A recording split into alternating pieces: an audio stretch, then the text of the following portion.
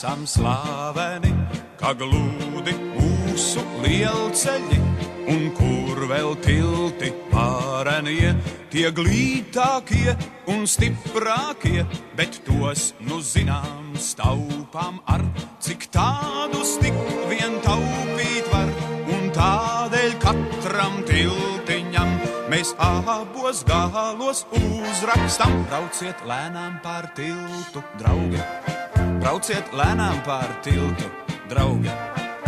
Un neiekrītiet, brauciet lēnām pār tiltu, draugi. Brauciet lēnām pār tiltu, draugi. Brauciet lēnām pār tiltu, draugi.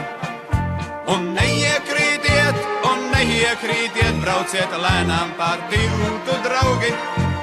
Mūsu rakstniecībā tam tik svars, ko lielīja tas soju bars. Tādēļ ar kritiķieri brauc un rakstniekus pie tiesas sauc. Tur vienreiz gadā suna tos, lai rakstniecība paceltos. Tur dzirdam lielas muļķības, ka allaž taisni jākaunas. Brauciet lēnām pār tiltu, draugi.